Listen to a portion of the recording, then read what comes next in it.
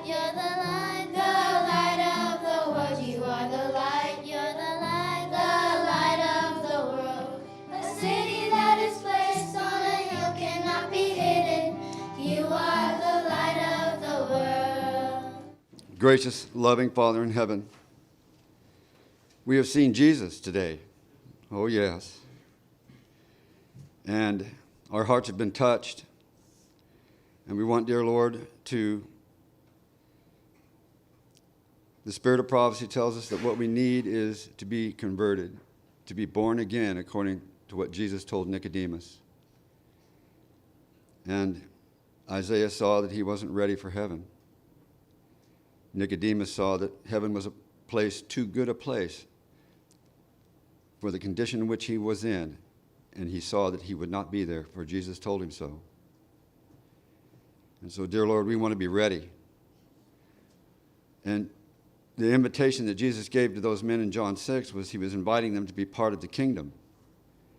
And so tonight, as Brother Pippenger is about to present, I believe this is the last meeting of the day, that your Spirit would be poured out on dear Brother Pippenger and these dear souls that are here and myself, that it might not be said of us that we no longer walked with him, but they will receive his gracious invitation when he said, "He who cometh to me, I will in no wise cast out." So now bless us, Lord. Thank you for being with us all this week long. And please pour out your latter rain in Jesus' wonderful, wonderful name. Amen. I'm on page 9 of the notes.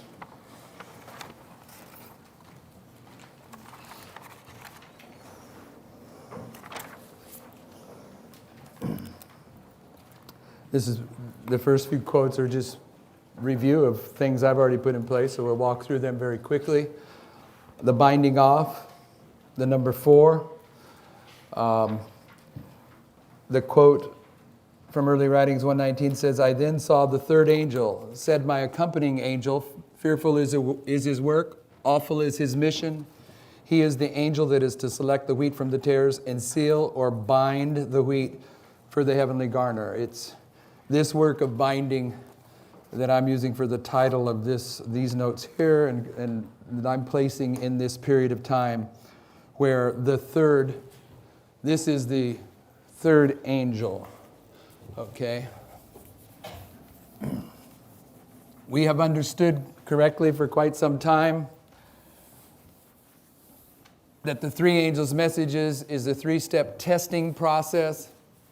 But there is a difference between the first and second angel's message, and that difference that we mainly emphasize is that during the first test and the second test, probationary time is open, but the third test is the litmus test. There is no probationary time. This is simply where the virgins manifest the character that they have developed in their prior hours of probationary testing time that for you and I begin at 9/11. So we have 3 tests in this history, and we've come to understand that this third test is the period where we are bound either as wheat for the heavenly garner, or she says faggots for the fire of destruction. And when it comes to the wheat and tares, we're told in Matthew 13:30 that the tares are bound first. This is Judas right here going down. Judas falling because Judas is Pergamus. Must be a falling away before the man of sin is revealed. Okay, so this history became a very difficult symbol to work through for a while, and we began to understand that it was the third angel. I guess that looks a little bit out of balance there. And the Lord began to open light about what this represented in the same period of time where in this movement, this first test for us, we understand is the return to the old paths. It's the understanding of the line upon line. And the second test is the shaking that would come into this history. The second test is always a visual test. And in this history, it's a requirement of those that are disciples of 9/11, that believe that this is where the anointing took place that was typified by the baptism of Christ, that it would be your responsibility to determine the difference between truth and error, because there was going to be the introduction of spiritualistic teachings in this time period, and it was designed by the Lord to drive us into personal study so we would know for ourselves what is truth. Okay, in this shaking time that we're getting ready to come out of, we're now moving into the third period of time, which is the litmus test, the binding off. And if you are the men that were with Daniel in Daniel chapter 10, when you get to this point, which is the Marah vision, you're going to flee. But if you've been typified by Daniel, you're going to be slain and go through another 3 steps. But this 3 steps is not the everlasting gospel where 2 classes are developed, separated, and then manifested. It's 3 steps of empowerment as illustrated by Daniel and several other lines of prophecy that have been opened up, such as from 9/11, you can demonstrate from 9/11 to the midnight cry, or at the bigger level from 9/11 to the Sunday law, the 40 years of wandering in the wilderness of ancient Israel. You can do that because Sister White plainly says that Jericho, that comes at the end of the 40 years, represents the loud cry of the third angel. So Jericho is a symbol of the Sunday law. So from 9/11 to the Sunday law, you have the 40 years of wilderness wandering. But that line is, you can illustrate in a fractal from 9/11 to the midnight cry. So you got in here, you got a wilderness. I showed you wildernesses in each of these periods. And one wilderness you can plug in here is the 40 years. And those 40 years were acknowledged or repeated by Christ in his 40 days fast. And in his 40-day fast, at the end of the 40 days, at the end of this wilderness in here, Satan comes to Christ and tests him 3 times. But this isn't the everlasting gospel. This is the litmus test.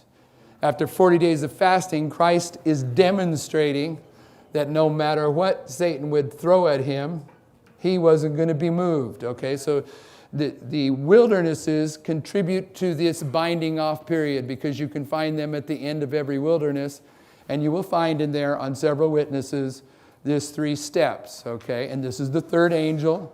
This is the binding off period. And the next quote says, there have always been, and always will be tares among the wheat, the foolish virgins with the wise. So the tares are the foolish virgins, the wheat is the wise. And the next quote, separation, it says, again, these parables teach that there is no probation after judgment. And when it comes to the everlasting gospel, these 3, we know on several witnesses that this John 16:8, to convict the world of sin, righteousness, and judgment. Okay, there is no probation after the judgment. That's what these parables teach. This is the litmus test when you get here in the wheat and tares for the priests. All right? And when the work of the gospel is completed, there immediately follows the separation between good and evil. And what's the next phrase say? And the destiny of each class is forever fixed. So when these men flee at Daniel's Marah vision, or when Judas falls here, when Judas rose up from the table, he was demon-possessed, and his destiny was forever fixed. Okay, the tares are bound first. Immediately thereafter, our destiny is fixed if we're faithful, but we're going to be fixed in the right direction. Matthew 13:30 is what tells you that the tares are bound first. Okay. Now, in early writings 279, it says, an angel with the writer's inkhorn by his side returned from earth and reported to Jesus that his work was done and that the saints were numbered and sealed. In here, not only do you have a binding, but you have a numbering. Okay. And we have dealt with that a little bit in the history of Christ. In the upper room, the 120, which allows you to place this history in this history, because 120 is from the first day of the first month to the first day of the 5th month. You have the disciples in the upper room with the 120, and what they're doing is they're selecting a replacement for Judas. Okay, so the Matthias is going to replace Judas, and when he does so, the number of the 12 has been made up. This is marking the conclusion of this history, but this history includes a numbering. The numbering for this history in the illustration of the disciples is 12. The numbering in this history is 70. And of course, once that numbering's done, you have the 144,000, which are numbered, but then you have the 11th hour workers, which are the great multitude in Revelation 7, which we are told no man can number. Okay, so the numbering is in this history. And in Deuteronomy 18, which we have looked at, 15 through 22, it's talking about the Lord raising up a prophet like unto Moses. And then in Acts 3, 19 through 26, which we've already looked at, I hope you remember, the work of Moses in the time of Moses that leads to the midnight cry, the times that he was dealing with Pharaoh and the plagues were coming down. Moses does his work, and it is concluded by a destroying angel going through and destroying those that do not have the seal, that do not have the blood on their doorpost. And I suggested early on, if you remember, that this is an illustration of the sealing. And in the sealing in Revelation 9, which is the same sealing as Revelation 7, there is an angel that goes through with a message, the writer's inkhorn, the wine cup, and based upon how the wise and foolish virgins of the priest time period respond to that message, they get a seal or they don't. And if they don't, when they get down here, they're going to die by the 5 destroying angels, the five wise virgins. This is what's being illustrated in this history. And of course, we've been coming to understand here that Deuteronomy 18:18 is marking the raising up of this messenger for this history. This corresponds to 1 Samuel chapter 2, when a prophet comes to Eli, says your house is going to be destroyed, and then 30 days later brings us to Mordecai, and it brings us to Samuel, who's going to repeat this message. We're seeing these very truths repeated over and over again, and what I wanted to leave you with, among other things, is that these histories, this binding off, is the preparation for this people at this time to give the message here. But this here is a fractal of 9/11 to the Sunday law. This can be the Sunday law here. This can be the midnight cry. And in the midnight cry time period, the Levites, along with the priest, are getting ready to give a message to the 11th hour workers. It's always about raising up the messengers to give the message, and the message is illustrated by the wine cup, which is the day of the Lord, right? Jeremiah has got the cup that he's taken to every nation. This is in the 4th generation, when the iniquity of the Amorites has reached its full, okay? In Mark put in place, I'm sure, others may have mentioned about it, that when we put Revelation 9 on this history, we realized that at the beginning of the history of the 6th trumpet, there was a 4-year period from 1449 to 1453 that typified the 4-year period at the end of the 6th trumpet from 1840 to 1844. And when we line that up, we've seen that this 4-year period in here was another witness to the 1 month of the 6 months. This is 6 months, is it not? And in the 5 months, there's a hiding of Elizabeth. And in these 5 months, we have the 150 years of the torment of the first woe of the Revelation 9's 5th trumpet. 5th trumpet beginning back here in 1989. That's throwing me. And when it comes to its conclusion after 150 years of the first woe, the second woe begins right here. and the sixth trumpet begins simultaneously. But we came to understand that this history has also the history within it of 1449 to 1453. And then we,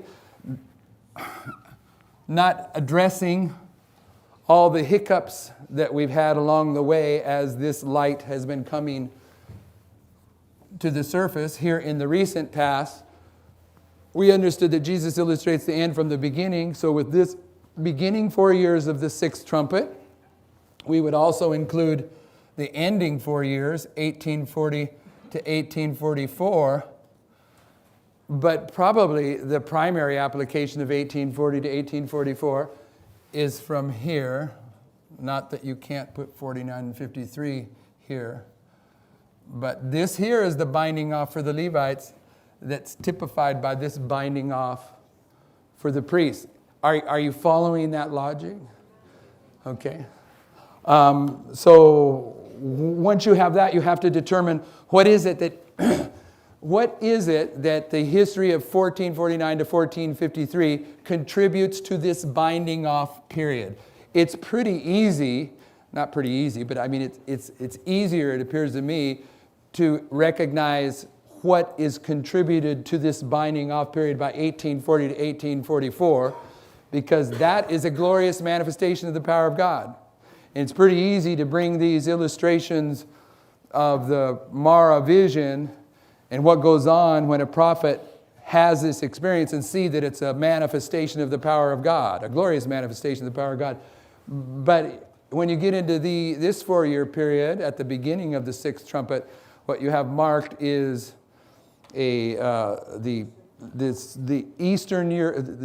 emperor of Eastern Rome surrendering his national sovereignty to the number four sultans that existed then. And then in 1451, the strongest sultan determined that he was going to take Constantinople as a prize, and he began the war. And by 1453, he's conquered Constantinople, and he does so by blowing down the walls of Constantinople. Okay, so we suddenly see a wall here, and I'll just keep it wall. And a wall, in the spirit of prophecy, you can show, is a law, is a decree. So we began to gather witnesses from these things about the characteristics that are going on here. There's some kind of law at the midnight cry. Just from that, if you can get more witnesses, and we got plenty, and we've showed them to you. So what I'm saying is, this 4 years at the beginning of the sixth trumpet, and this 4 years is part of what upholds the number 4 in this history. Okay, and the number 3 is the third angel's message. We've looked at. Yes. Why not the 1840, 1844 cannot be towards the end there? This is for the video. Why can't the 1840 to the 1844 what? Be close to the Sunday law when you put the line of Revelation 9. It is. Oh, but no, I don't want to go into how we used to teach it. But I will, but for the last time. At first we were understanding this 4 years is down here. Okay, but that was before we understood the church triumphant and militant and the binding off periods at the level that we do. We now understand that from here to here is the binding off for the Levites. Okay, because the binding off for the priests is different than the binding off for the Levites because of the distinction between the church militant and the church triumphant. And we have put this in the record here before. But in this history, you're dealing with the church militant. He's sorting out the wheat and tares. The separation is coming here at the third waymark of the wheat and tares.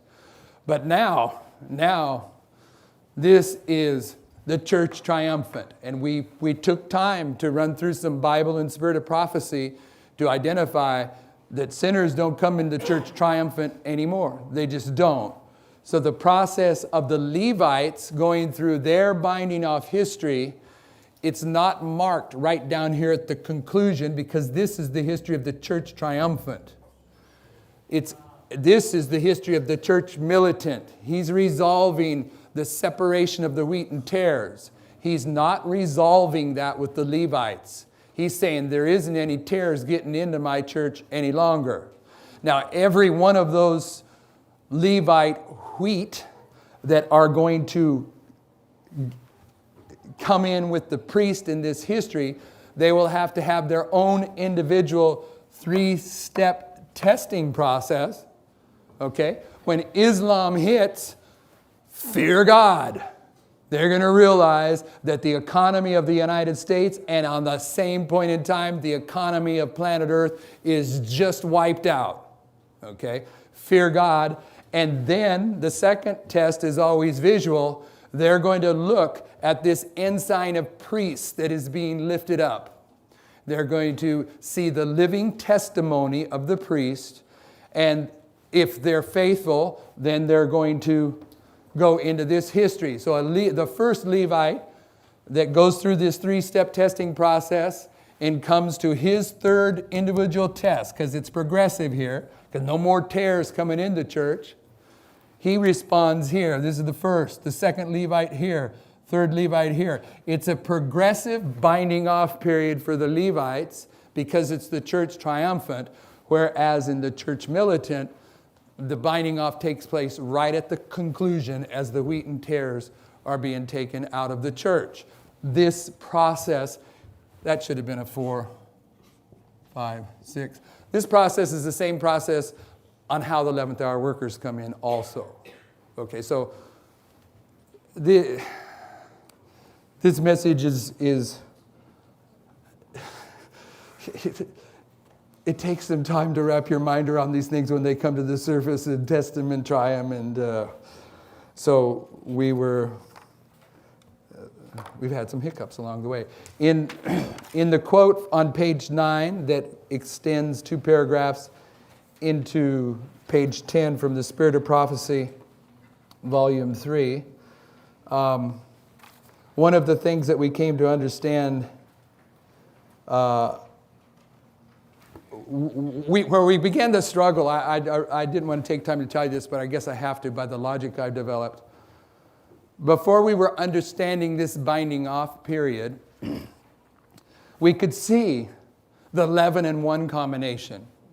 Now that may not make sense to you, but I'm going to explain it. Mark presented to you the relationship of Elijah, the first angel's message, and Elisha.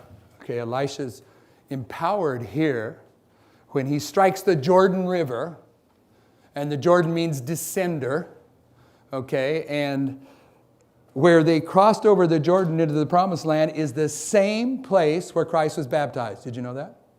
When they came out of Egypt into the promised land and they crossed the Jordan, it's the same place where Christ was baptized. And it's at the Jordan, which means descender, and it's right by the town of Beth Barah. Okay? And Beth Barah means the ferry boat crossing. Okay? So when Christ is being baptized at the Jordan, this is where John is saying, I must descend. There's the Jordan, and he must ascend. Okay? And it's at the point of transition, the ferry boat crossing. You're crossing from the ministry of John the Baptist to the ministry of Christ. And this has been typified. John the Baptist was Elijah and Elijah, and Elisha was typifying Christ. So when you see Elijah's ministry being handed off to Elisha, it's happening at the Jordan. And he strikes the Jordan twice, and he gets a double measure of his spirit. So that is all here. But in the story of Elijah, this is the point I'm trying to get to, when Elijah calls him, he's plowing with 12 yoke of oxen. This is the 12 disciples, and he slays one of them. Okay, he takes the yoke for the fire. He slays 2 of the oxen because a yoke is 2. But in any case, you have 11 yoke of oxen coming to here, and 1 dies here. That's typifying the 11 disciples that come to here when Judas dies, and then he's being replaced by Matthias. So originally when we were struggling with this, we could see this history and we thought Matthias, to become part of the 11 disciples, we could see these markers that he must go through some kind of 3-step everlasting gospel. There must be in this history. If you remember, they chose between Matthias and Justus. And we're thinking, okay, Justus is the foolish virgin, Matthias is the wise virgins, but not so. We came to understand it's very clear in the Bible and the spirit of prophecy that Matthias and Justus were with the disciples, working with them right from the baptism. Okay, they were there the whole time. This isn't a new group of people that are coming in that are going through their own process to make up the number. This is the number that's made up of this group. Okay, but the point is that the numbering is specifically being marked because the third angel, he binds and seals and numbers and separates. All this is going on, the separation here. He's binding us. He's fixing our character for eternity. He's putting a seal upon us, and he's finishing the number. Here the number is 12, whether it's that 12th yoke of oxen or it's Matthias. Here, the numbering takes place throughout this history, okay, because this number here is 70. And essentially the numbering here is made up, it's finished at the Sunday law, but because this is a progressive binding off, it goes to here. But there's a numbering that takes place here. That's why I pointed you to Genesis 46:27, I think, or 25 or 27, that when Jacob came down, he brought 70 with him. There's a numbering that goes on in both of those histories. And if you read this, I'm not going to, because I just told you, these 3 paragraphs of the Spirit of Prophecy, Volume 3, you will find that Matthias was one of the disciples, and he was not someone that needed to go through a 3-step testing process. He was just making up the numbering. Okay, in Luke 1, we've seen Elizabeth hiding for 5 months, and that's the 5 months of Revelation 9. And in Esther,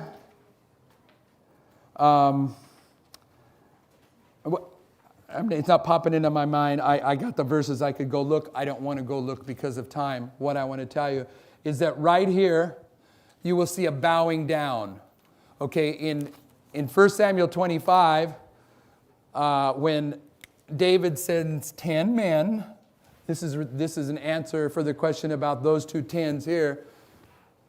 He sends them to Nabal, and Nabal rejects their request. David, get this, it seems maybe at first glance a little bit of sacrilegious, but it's exactly what the Bible says, and it's a perfect illustration. When these 10 men get rebuked by Nabal, who's living at Carmel, and when we first started teaching this, I don't know how many months ago, there's a sister in this room that lives out in California, in Northern California, up in the mountains, but I don't want to say who she is because she doesn't like me to. She challenged us saying the Carmel in 1 Samuel 25 is not Mount Carmel of Elijah. And we were identifying it as such.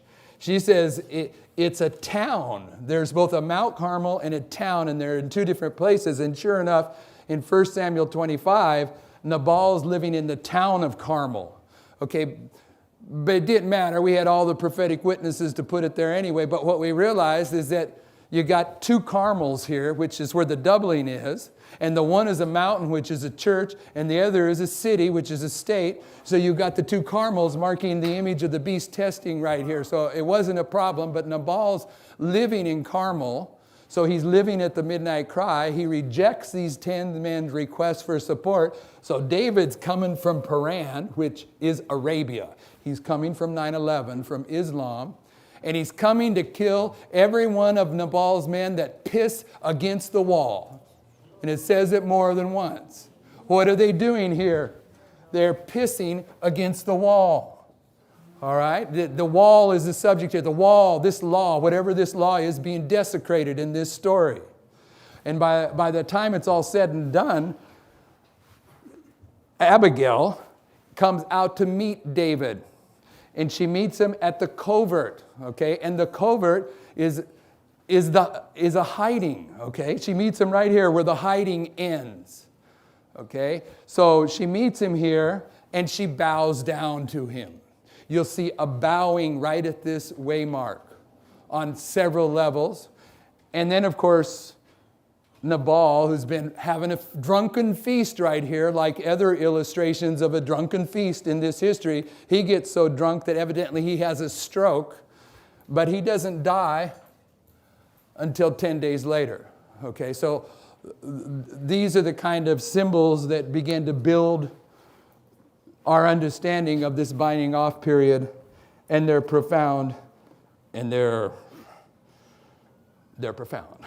They're just not human. Anyone thinks it's human. Anyway,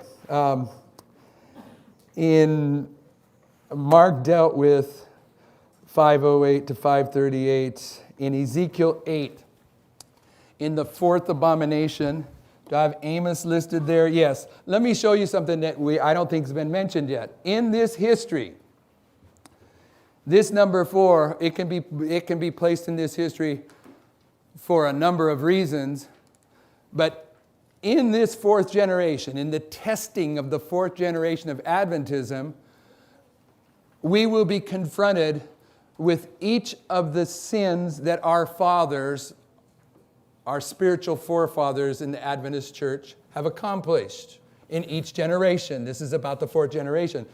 So although this is the third message, there is also the 4 generational test, I'll call it that go on in this history. 1, 2, 3, 4. And what you have to see to really get this one is that there is, when it comes to 3 and 4, and I already said this at a different level, they're connected. Okay, the third church is Pergamos. The fourth church is Thyatira. If you don't have Pergamos, you never have a Thyatira. Okay, because Pergamos is the church that falls away, according to Paul in 2 Thessalonians chapter 2, in order that Thyatira, the man of sin in that history, can be revealed. Okay, so you can't separate 3 and 4. And this history here is judgment. You follow me? At this level, sin, righteousness, and judgment. Okay, but at the level of 4 generations, this is the third generation and the fourth generation. And I'm saying you got to relate to them as one unit of thought, cause and effect. So go with me, if you would, to Amos. We won't spend a lot of time in Amos. I'm just going to point to you something you've seen before, but now it might make a little more sense to you. In verse 3, chapter 1, thus saith the Lord, for 3 transgressions of Damascus and for 4. You notice he's tying these third and fourth sins together? Look at verse 6. For 3 transgressions of Gaza and for 4. Look at 9. For 3 transgressions of Tyrus and 4.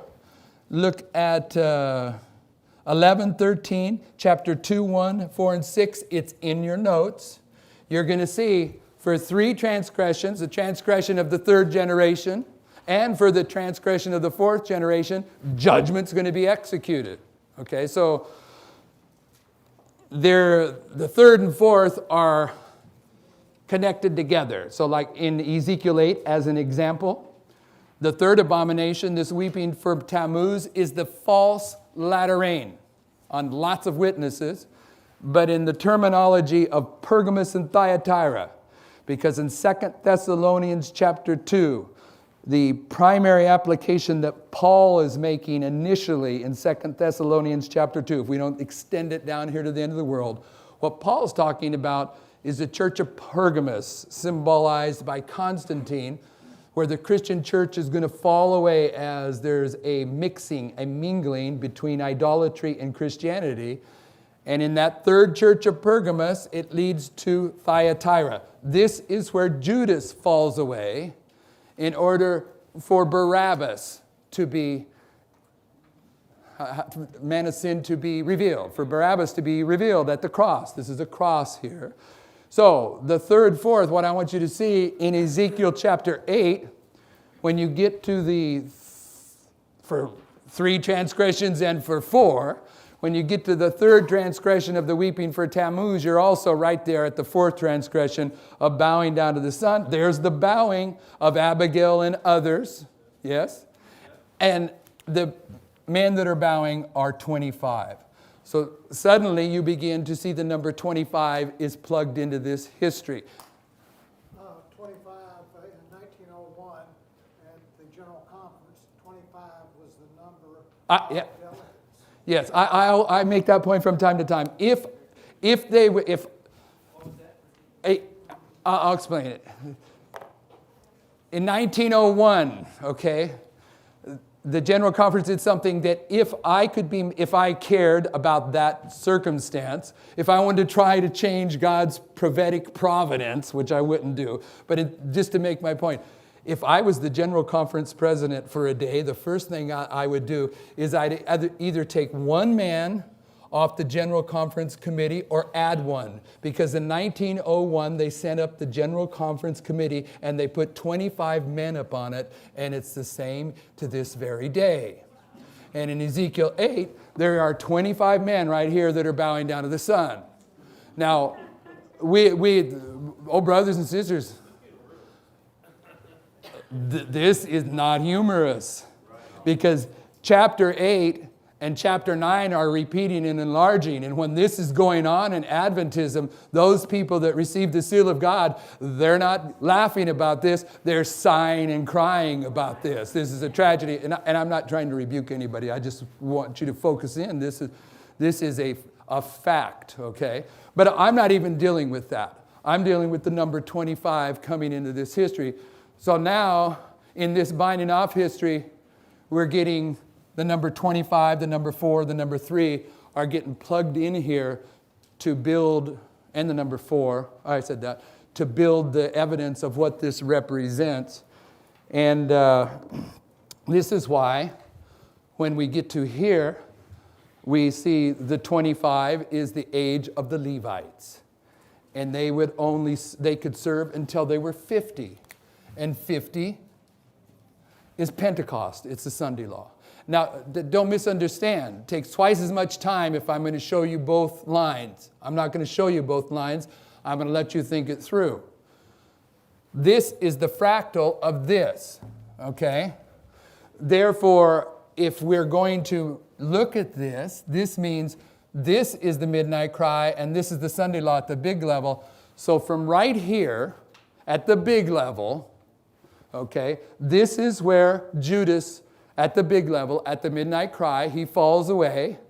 And this is where the 25 men bow down to the sun so they can receive the mark of the beast here at the big level. You follow me? But we're looking at the fractal.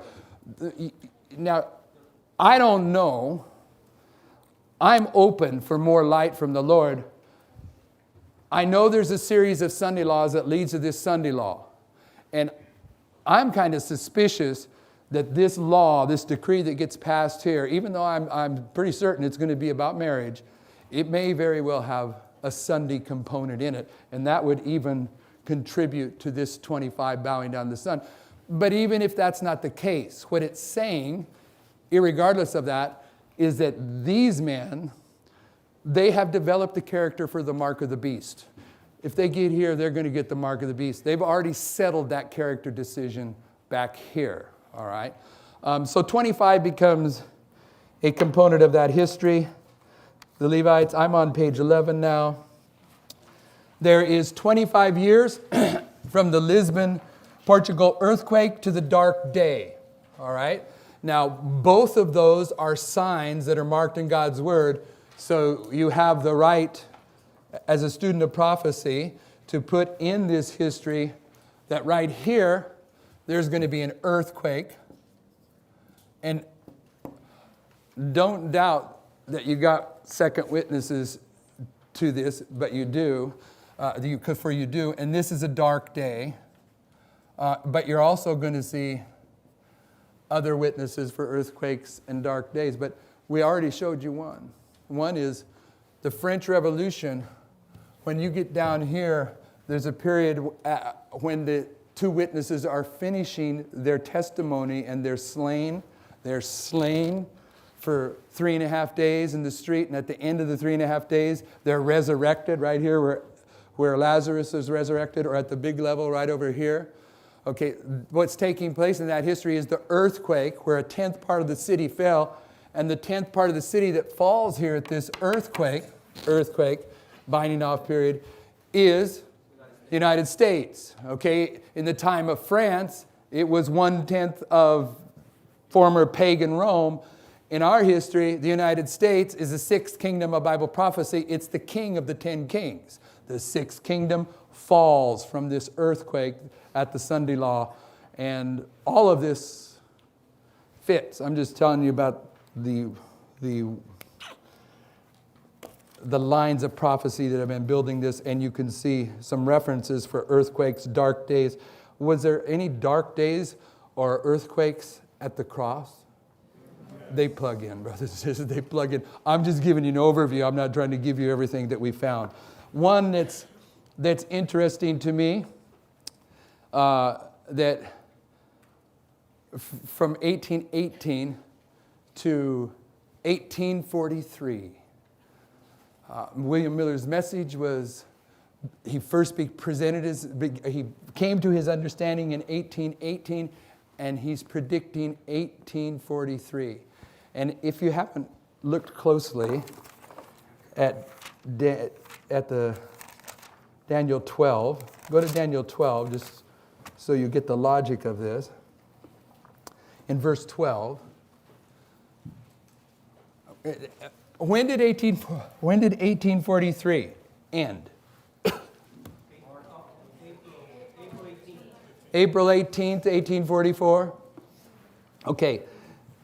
If there's a way to mark where April 18th, 1843 ends and April 19th begins, is there a way to mark that?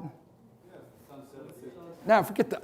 No, I mean, I don't want to go into that. I mean, in theory, this is about time. How much actual time does it take to change from the 18th to the 19th? No one knows. Okay, but how about this? April 18 touches April 19th, does it not? Okay, there isn't any break, because if it was a break, it would be a break in time. Okay, so notice verse 12. It says, "Blessed is he who waiteth and cometh to the 1,335 days." That word cometh means toucheth. Okay, so William Miller, this prophecy, it touches 1844. But William Miller, this prediction of William Miller is marking 25 years until you get to 1844. And what happens in 1844? Well, you've got 1844 already up here. 1843 touches it. This 25 years. What happens in 1818? Miller has been prepared with a message, okay, that takes you to this point here. All right, so these 25s, this is 25 years, it fits in there like apostasy. Apostasy in 1863. And 25 years later, you're at the latter rain in 1888. Okay, so you can plug in 1863 to 1888 in that 25 years. And remember, when I'm doing that here at the little level, these symbols will also plug in here to here, because this binding off period is simply the bigger looking binding off period for the Levites than the smaller looking binding off period for the priests. Okay, so we mentioned that in the Millerite history, this is where I wanted to go. This is why I've kind of been racing.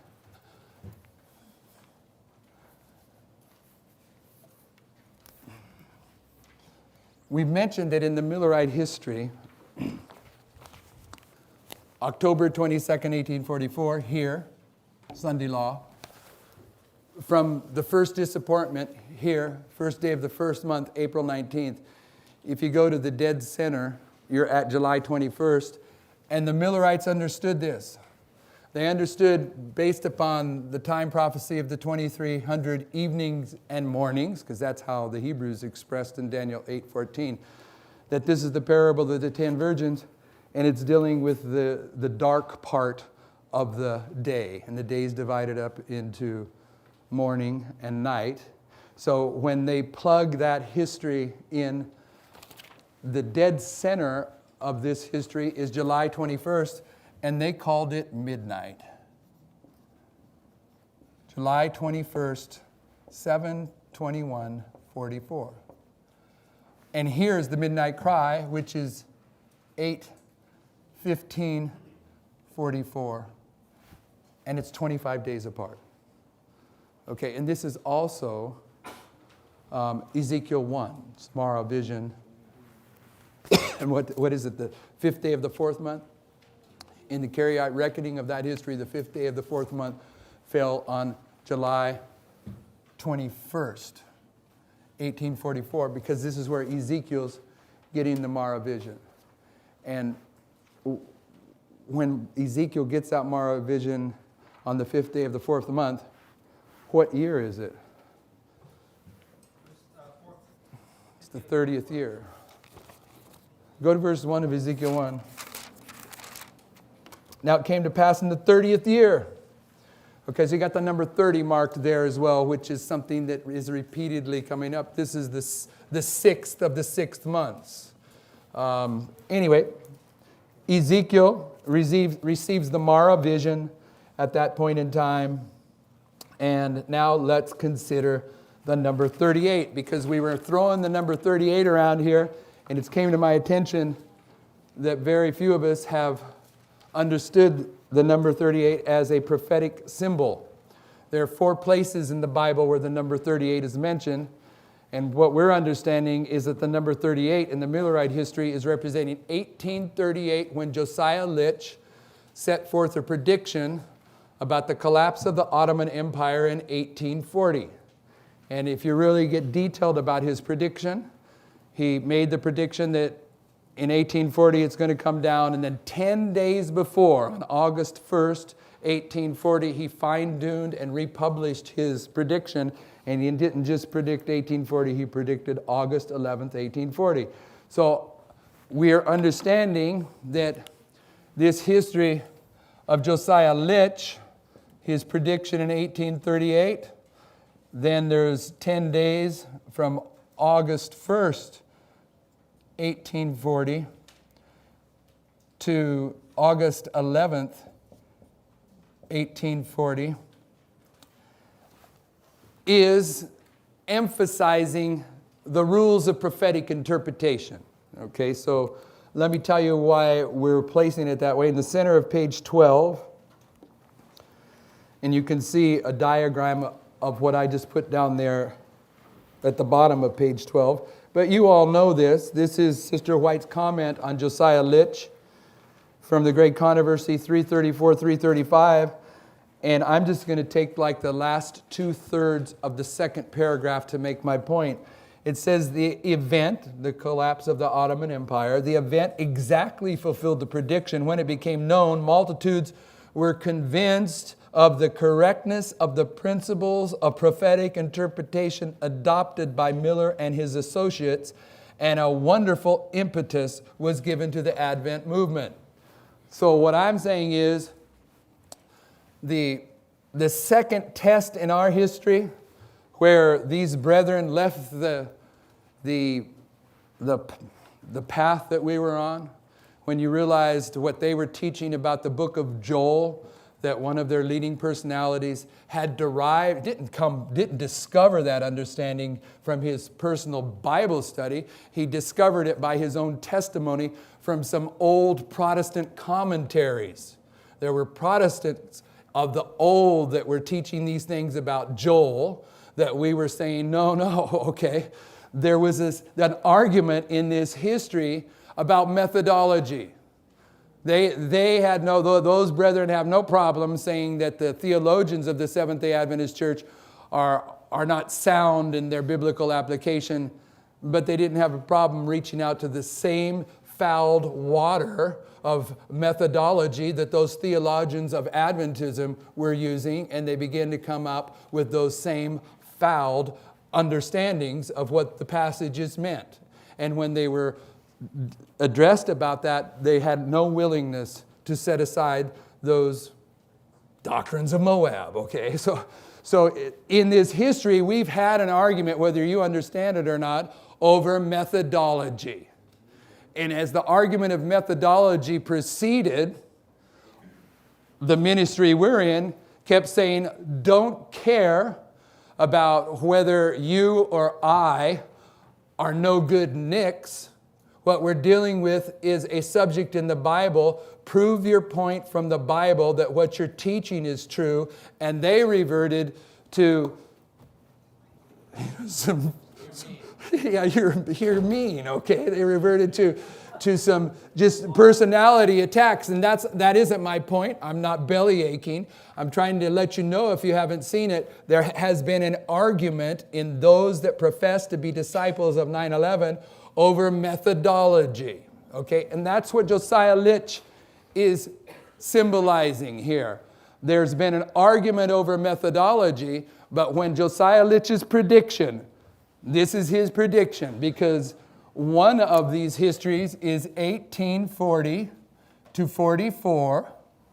So there's going to be a prediction, right, that's going to be fulfilled right here. And when it comes to pass, multitudes will be convicted of the correctness of the prophetic principles adopted by this message. And the only reason they're going to be convicted is because there has been an argument about it, okay? For instance, there's one real famous guy in this movement that is making a prediction that in 3 days, the probation for Seventh-day Adventists closes when the Pope goes and visits the Congress. That's definitely a footstep on the way to the Sunday law. But that is not the midnight cry message, though he claims that it is. And it is not where probation closes for Seventh-day Adventists on a multitude of reasons, okay?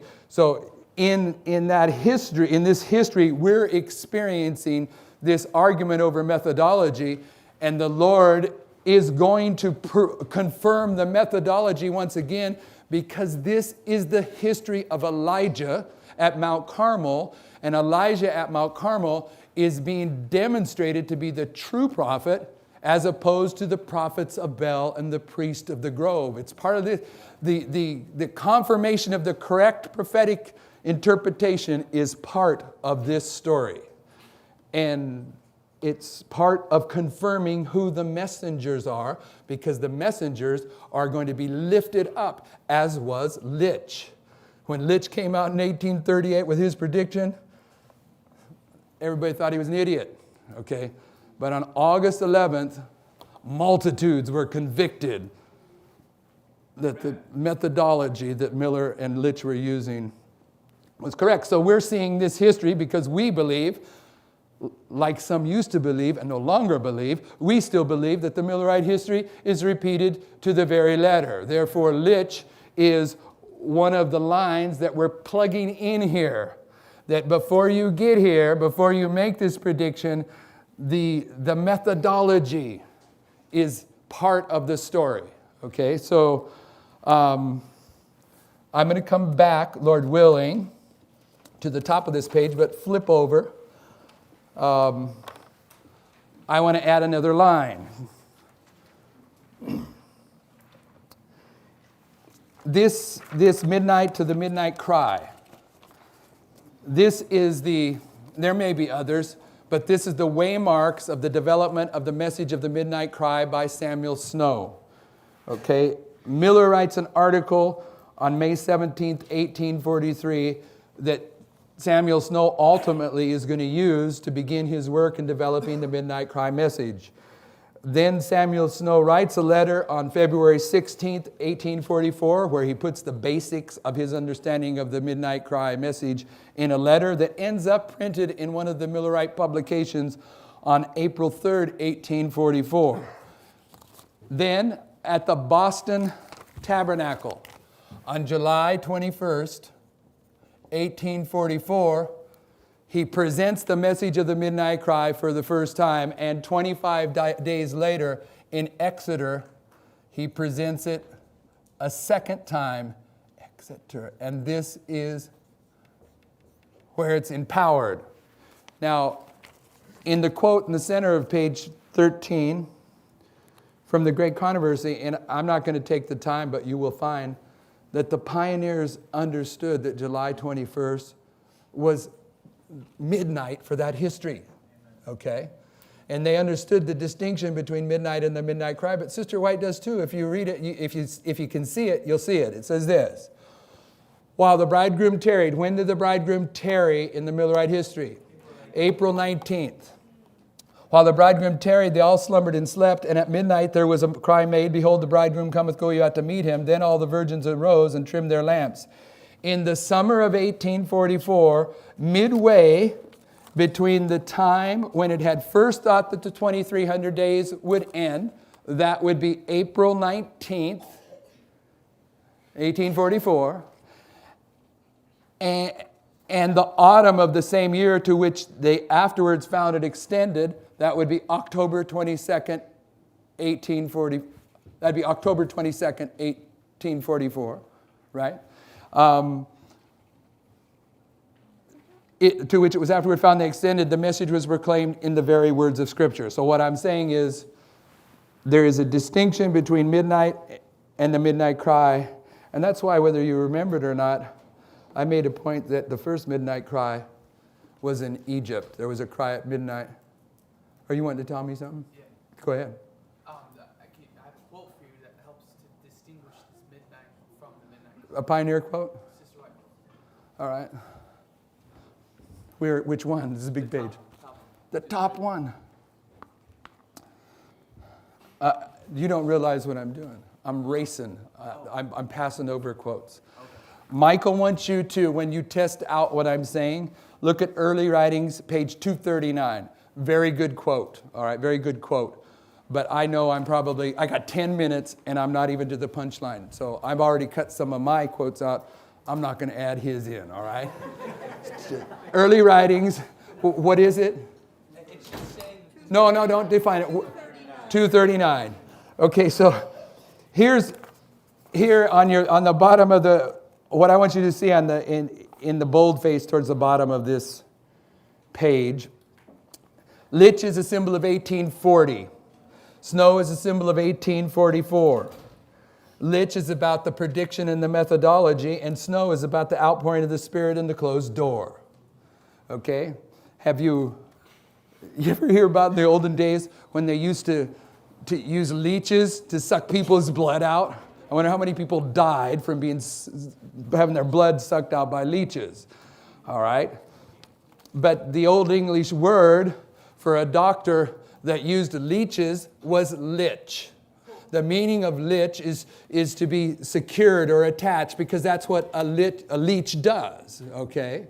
So the methodology that Lich used was the methodology of Miller, which, brothers and sisters, this here is the foundations of Adventism, okay? This chart. This is the foundation and the pillars, but I'll just deal with this chart to make my point.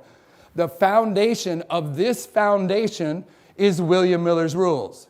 If you don't have William Miller's rules, you don't come to these conclusions, okay?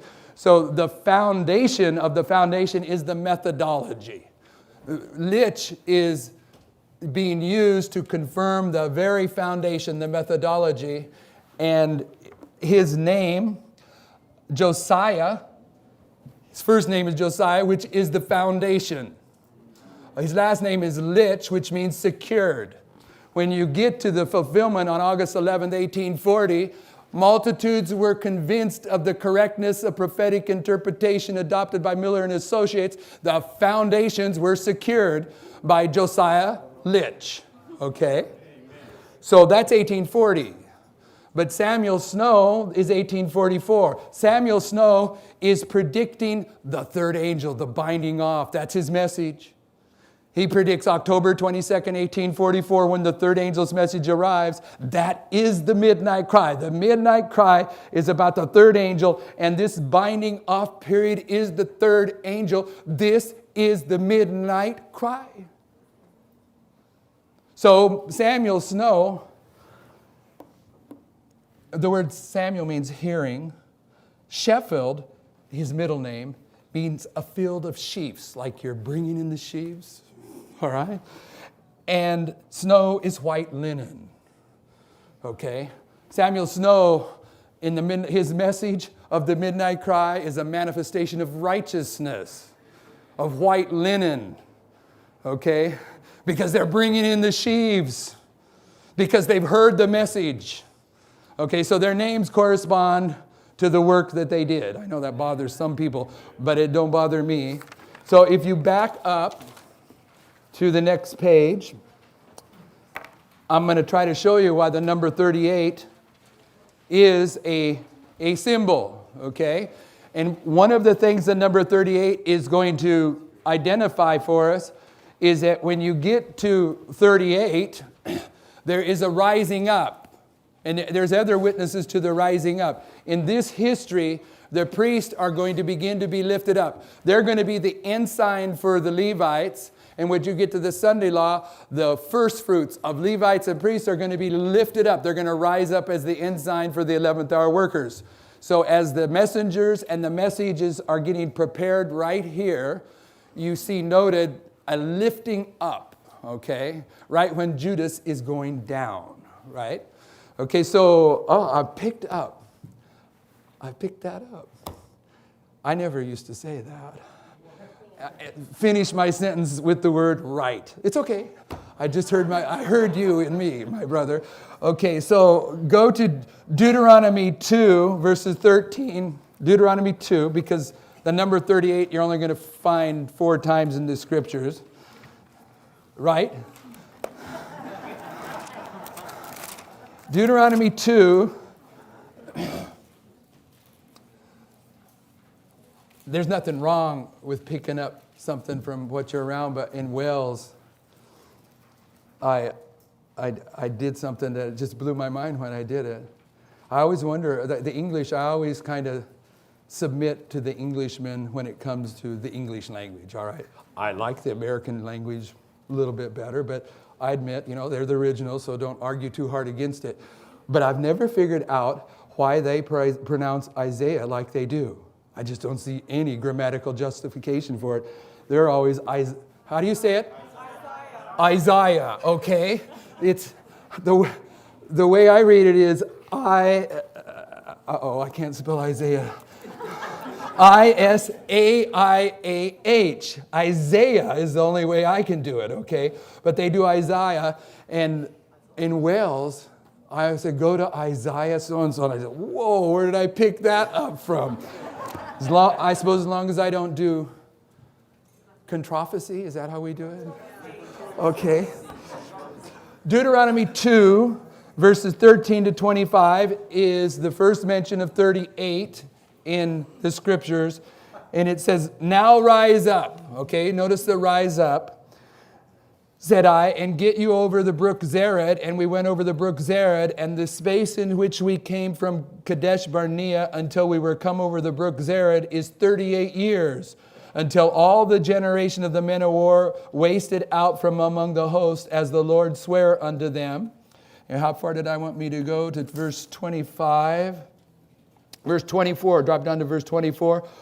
It's continuing on this theme. He says, rise ye up, take your journey, and pass over the river Arnon. And verse 25, it says, this day will I begin to put the dread of thee and the fear of thee upon the nations under the whole heaven.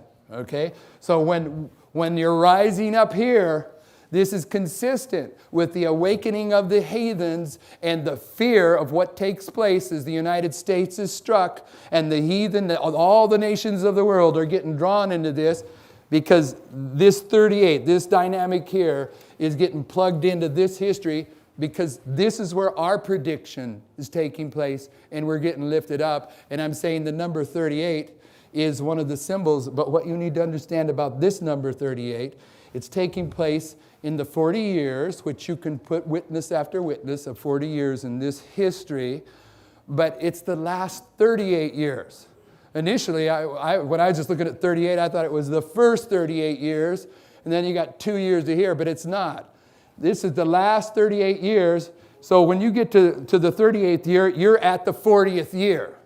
That's why if you notice at one level, Mark had 38 and 40 right together on his board. Okay, so what happens at the 38th, 40th year is that all the rebels are dead. Okay, they've all died, and you're getting lifted up because you're at a river. How many rivers do we see here? It's time to cross over the river. Why? Because you're going to go battle with the nations of the world. Okay, so 38 has to do with rising up, it has to do with methodology. The second one I want you to look up is the one that Brother Daniel read today in the anointing service. And that just kind of blew my mind, that when it was all said and done, there was 38 people that got anointed today. And that was noticed after the fact. It wasn't a plan. If we didn't cut it off at 38 to make this point, all right? In groups of 12, but whoever was, were you counting the 12s, my brother?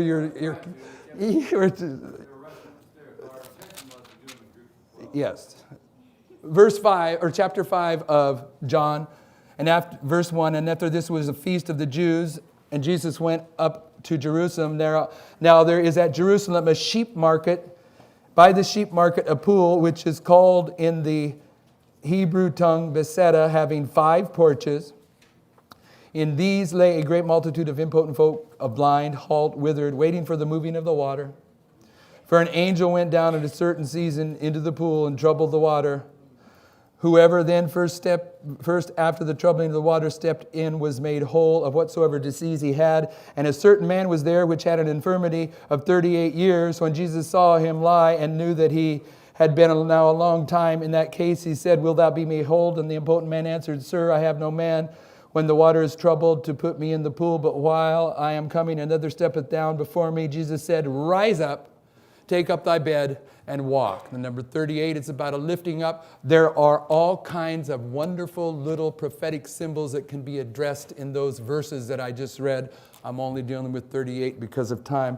Now there is another 38 that I want you to see, 2 more, as we're bringing this to a close. Go to 1 Kings 16, verse 29 through 34. 1 Kings, top of page 12. 1 Kings, 1 Kings chapter 16.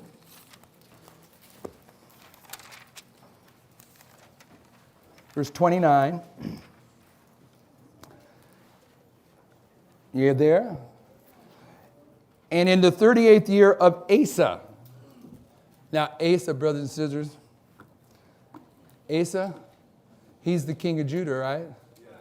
And he reigned during the time when 7 kings of the northern kingdom reigned. Okay? Who do you suppose the first king that was reigning in the north when Asa was reigning in the south was? His name was Jeroboam the first. And the 7th king, the last king that was reigning in the north when Asa was reigning, what do you suppose his name was? Ahab. Okay, so when you consider the prophetic implication of that revelation of the 7 thunders, okay, where does it take you? Well, you got Jeroboam right here, right, for one thing, but you've got the story of Carmel with Ahab and Jezebel in here. This 7 thunders is definitely another 7 thunders because it's taking you right to the time period where the prophets of Baal are being distinguished from the true prophet Elijah, and it's doing so in the 38th year of Asa. Verse 29 says, And in the 38th year of Asa, king of Judah, began Ahab, the son of Omri, to reign over Israel, and Ahab, the son of Omri, reigned over Israel in Samaria 22 years. And Ahab, the son of Omri, did evil in the sight of the Lord above all that were before him. And it came to pass, as if it had been a light thing for him to walk in the sins of Jeroboam, the son of Nebat, that he took the wife Jezebel, the daughter of Ethbaal, king of the Zidonians, and went and served Baal and worshipped him. And he reared up an altar for Baal in the house of Baal. There's a lifting up going on in this time period, which he had built in Samaria. And Ahab made a grove, and Ahab did more to provoke the Lord God of Israel to anger than all the kings of Israel that were before him. In his days did Hiel the Bethlehemite build Jericho. He laid the foundation thereof in Abiram his firstborn, and set up the gates thereof in his youngest son Segub, according to the word of the Lord, which he spake by Joshua the son of Nun. And I know that I don't have it all, because this was just sent to me not so long ago. I haven't wrapped my mind around it, but I have a summary. Asa means physician. He is the king of Judah. He reigned during these 7 northern kingdoms. It's from Jeroboam to Ahab. And this is the days of one king, is it not? Okay. So why is it the days of one king? Because it's the 7 thunders. And I don't know who walked you through the 7 thunders, but the days of one king is Isaiah 23, that the Tyre will be forgotten for 70 years as the days of one king. And anyway, this is too big. We can't plug that in right now. And this 7 thunders corresponds to that. And Asa sets up an image of the beast Ahab sets up an image of the beast by marrying Jezebel. Jericho's foundations and gates are built. So we're getting to this 38th year of Asa is placing us right here, and it's bringing us down to Ahab, where he's marrying Jezebel, which is the image of the beast. And also in this time period, the foundations. Now, in this time period, the foundations for Jerusalem are being built. But here, the foundations of Jericho are being built, because this is Jericho here at the Sunday law. Okay, Jericho's being built. I was mentioning that before. You got 2 lines of prophecy going through. You got Jerusalem being built. You got Jericho being built. You got the offering of the first fruits lifted up as an ensign, and you got the image to the beast lifted up to the papacy. Okay, there's 2 themes that are going on at the Sunday law, and Jericho's getting built in this time period. And right here, 38th, 40th year is marking this history where all this comes in. One more, and we'll close out on that. And it's 2 Kings 15, 8 through 12.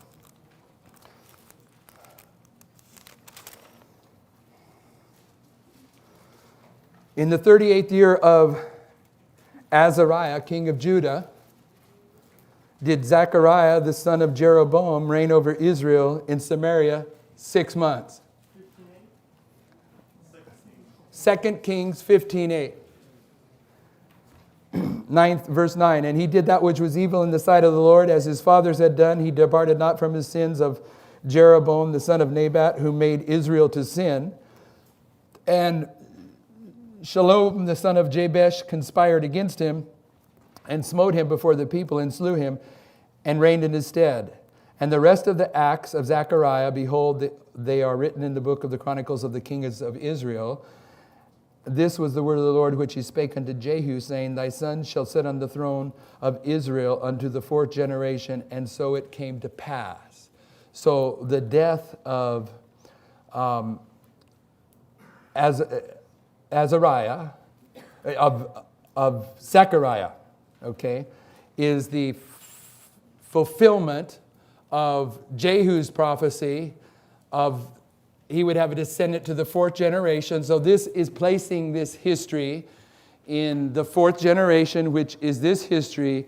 And Azariah in the 38th year is being placed right here.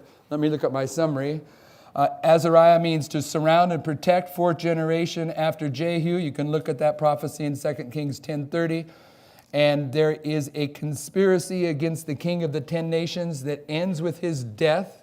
Judgment in the 4th generation against the land of the 6th kingdom, a Bible prophecy. His death of the 4th generation, Zechariah, is marked here because this is the remembering, and he dies here. Thus the United States falls here in the 4th generation, and it's taking place with this number 38, which for us is this binding off period, but for the Levites is this binding off period. It's the 38th 40. It's about the message that gets proclaimed at this time.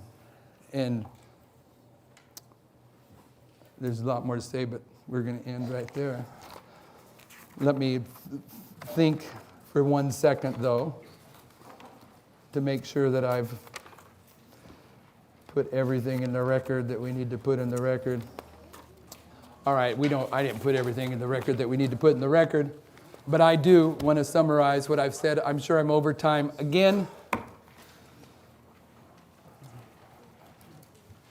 Brothers and sisters, the reform lines just went to another level. Okay? The most holy place has been opened up.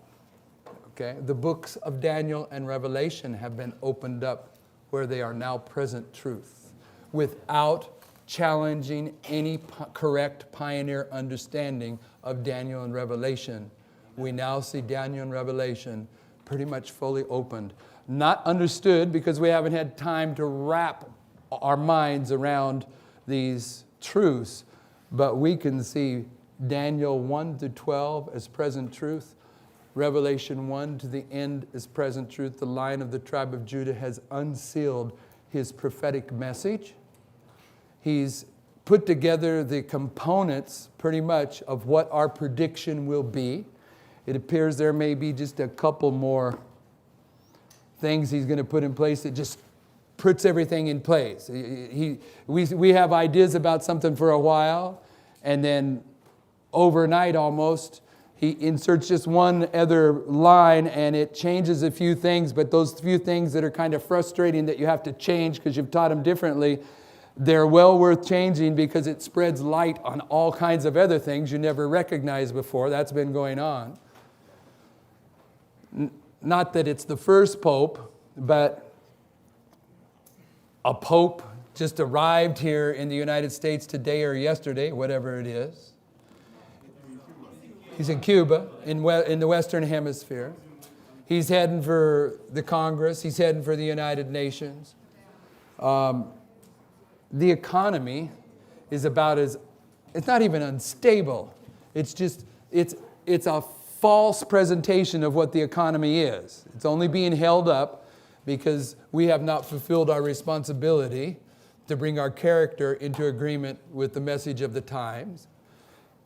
And the message that seems to be coming into place is being attacked at several levels, which doesn't prove anything. Jehovah's Witnesses can argue that's a proof of the truth because they get attacked.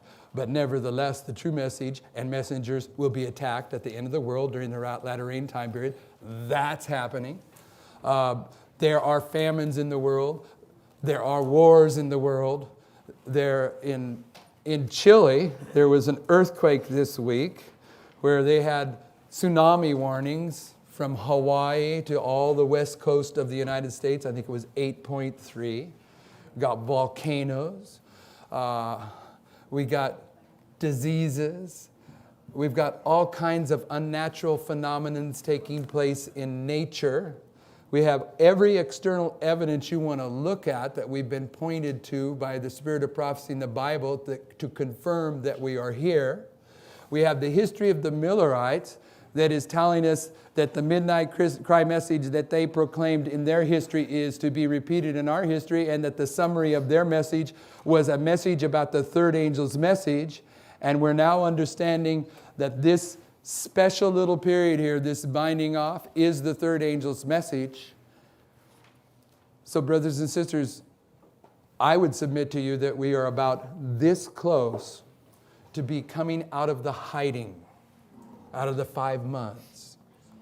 At which point you have either brought your faith up to the level to where you can go ahead and stay engaged with Christ when He appears with you and fall down as one dead and let Him raise you up and prepare you to give this message of the midnight cry, or you turn and flee.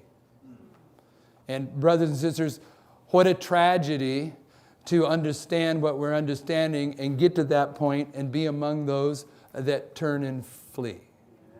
All right, so I would ask if there are any of us in here that would like to, in agreement with the message we've heard for this week, stand up and make a commitment to the Lord that you and I are going to do whatever it takes in our own experience to get ready for this coming crisis, that the Lord would honor our token of entering into an agreement, a covenant with Him over this issue by acknowledging that we have just stood up to say that we want to be Samuel.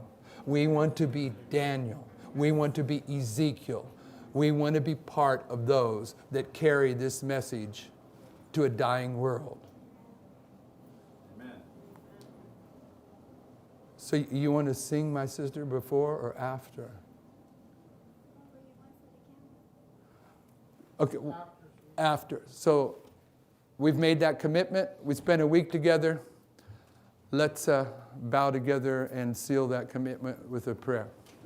Heavenly Father, we thank you for the light that you have shed upon us this week, that you've been shedding upon us for several years now, but the light that's coming out of your word now is beyond anything that we have imagined, and it appears that you have more for us.